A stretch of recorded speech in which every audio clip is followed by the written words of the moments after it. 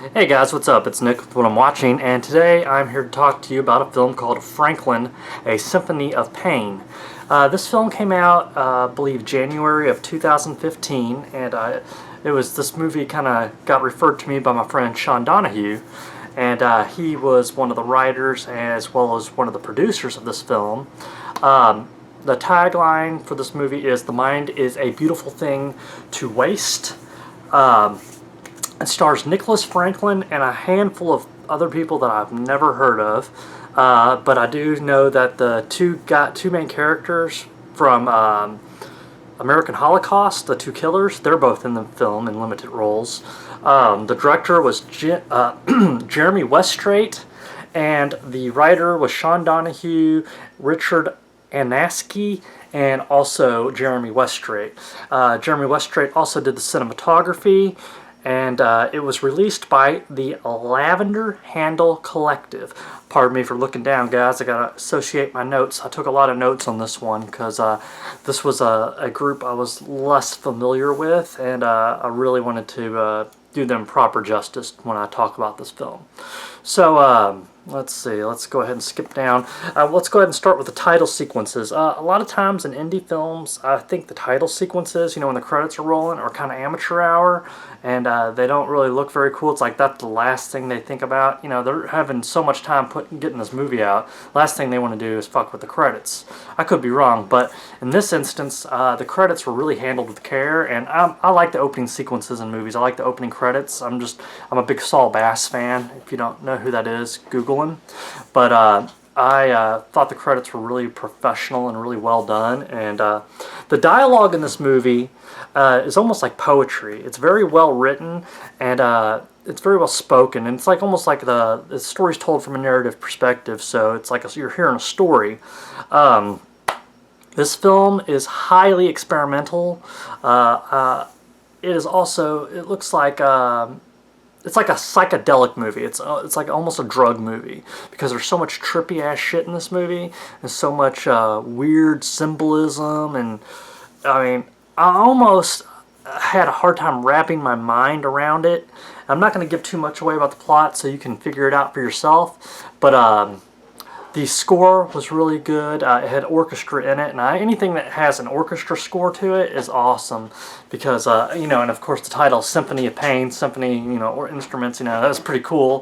The film, like I said, it's not traditional filmmaking in the sense that they use a lot of different lighting and they lay images over top the film while it's happening. It's like when something happens, you see like a bomb, like an A-bomb blow up in the background, and like there's a part where the guy's in a hotel room and his thoughts are projecting out onto the wall in front of him, and lots of people are wearing masks, and there's lots of this is a very artsy movie.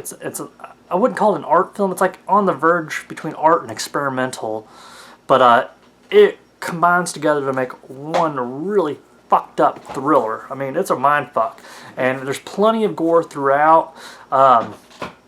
Let's see here. There's a scene that I will not forget where a dude is raped by a wood bitch. I'll just let you watch the film to find out what that's all about, but it was not comfortable to watch. Let's see here. There's a part where the film breaks into a sequence where it goes into like 1960s like scare films, like teenagers in trouble and reefer mad shit like that, you know what I'm saying? Well, I know Reefer Madness was long before the 60s, but you know what I'm talking about, like the 60s black and white films, scare films.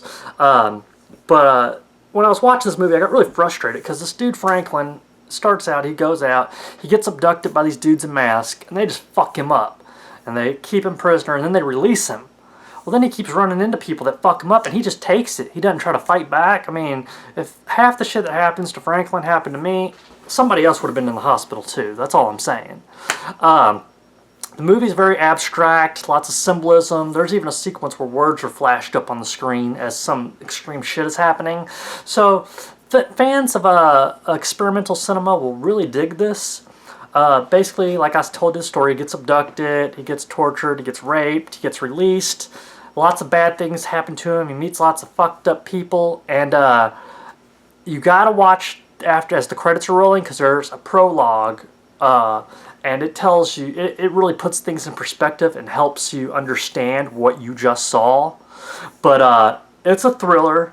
It involves a man's journey to find himself and to survive this horrible, evil, painful world that surrounds him, but that is partially his doing. I loved the cinematography. I loved the gore, the effects. This film reeks of professionalism.